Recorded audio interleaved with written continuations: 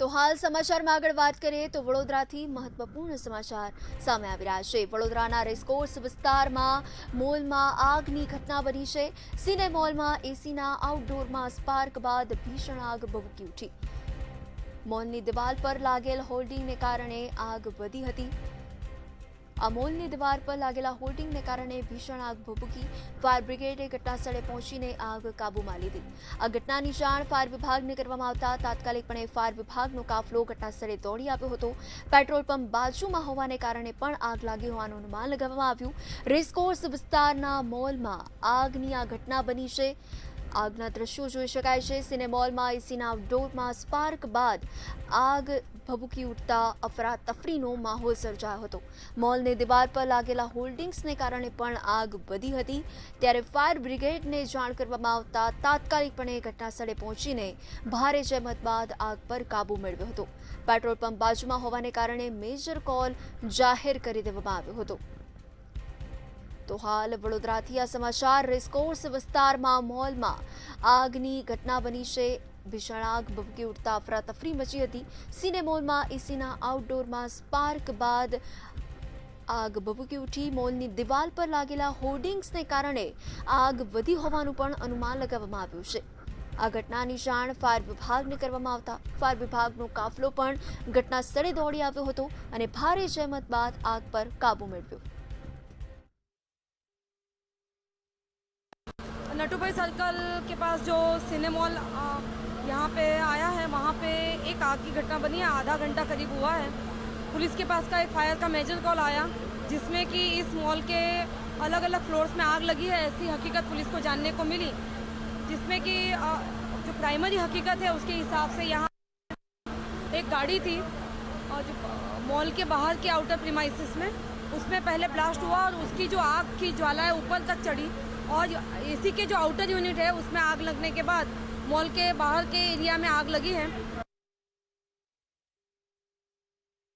શહેરના રેસકોર્સ વિસ્તારમાં આવેલા સિને મોલમાં અગમ્ય કારણસર આગ લાગતા અફરાતફરીનો માહોલ સર્જાયો હતો। આપણે જોઈ શકીએ જે પ્રમાણે દ્રશ્યોમાં છે તે અત્યારે ફાયર ફાઈટર છે, અત્યારે આગ ઓલવવાની કામગીરી તેમને હાથ ધરવામાં આવી છે।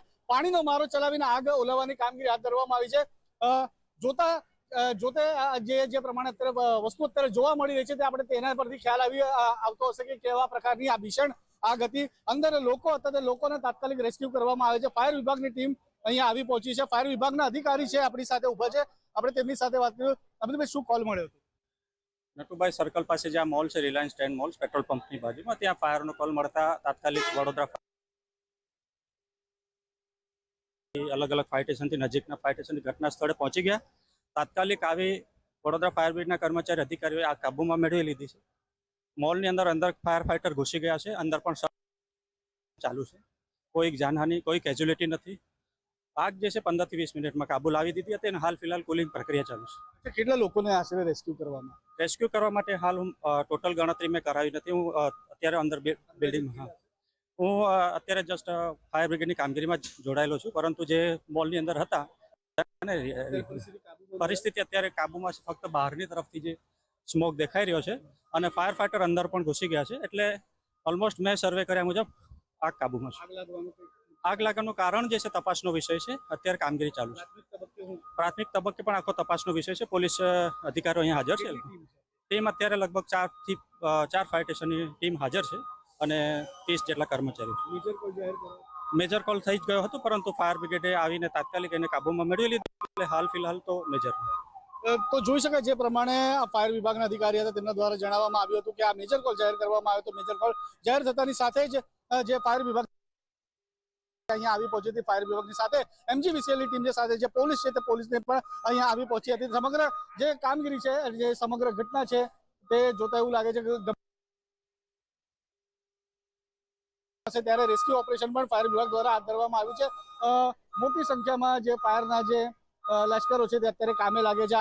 આગ ઓલવવાની જે કામગીરી છે તે પ્રક્રિયા અત્યારે હાલ શરૂ છે। ત્યારે આપણે તેમની સાથે પણ જે સ્થાનિક છે તેમની સાથે પણ વાત કરવાનો પ્રયત્ન કરીશું અને જાણીશું જી શું કહેશો, કેવા પ્રકારની ઘટના હતી? આ ઘટનામાં અહીં ઉપરથી સૌપ્રથમ પહેલા આગ ચાલુ થયેલી, તો તૈયારીમાં મોલમાં જેટલો સ્ટાફ હતો એમને બહાર કાઢવામાં આવ્યું અને સૌપ્રથમ અહીં મોટું પેટર્નનું કન્ટેનર મૂકીને જે ડ્રાઈવર હતો જતો રહેલો અને ચાવી નથી મળતી, એ માટે ફાયર બ્રિગેડ માટે બહુ મોટી ચેલેન્જ હતી। તૈયારીમાં કન્ટેનર લોકો પોતાના જીવના રિસ્ક પર હટાવ્યું. જે ભાઈ હતા એ ભાઈને હું સેલ્યુટ કરું છું. નહીં તો બેસવાની બી હિંમત ના કરે પેટ્રોલ ભરેલું. ગંભીર ઘટના હતી. એટલે જોઈ શકાય જે પ્રમાણે જે આ ઘટના જ્યાં બનવા પામી હતી તેના નજીકમાં જ આવેલું આ પેટ્રોલ પંપ છે અને પેટ્રોલ પંપમાં અહીંયા જ્યારે પેટ્રોલનું એક કન્ટેનર અહીંયા મૂકવામાં આવેલું હતું તેની ચાવી ન મળતા આખરે જે તેને ત્યાંથી સફાળી ત્યાંથી કાઢીને નાખવામાં આવ્યું હતું. ત્યાંથી જે લોકો છે તે સ્થાનિક છે તેમના દ્વારા જે અગમચેતીના ભાગરૂપે કોઈ પણ મોટી દુર્ઘટના ન સર્જાય તેની સંપૂર્ણ તકેદારી તેમના દ્વારા રાખવામાં આવી હતી. અને આ જે પેટ્રોલ પંપ છે પેટ્રોલ પંપનું જે કન્ટેનર હતું તે કન્ટેનર અહીંયાથી હટાવી દેવામાં આવ્યું હતું ને તો મોટી હોનારત સર્જા એવી શક્યતા અહીંયા સેવાઈ રહી હતી. ત્યારે આપણે જોઈ શકીએ જે પ્રમાણે અત્યારે જે ફાયરના લશ્કરો છે તે અત્યારે તનતોડ મહેનત કરીને જે ભારે જહેમતથી હવે જે આગ ઓલવવાની કામગીરી છે તે હાથ ધરવામાં આવી રહી છે.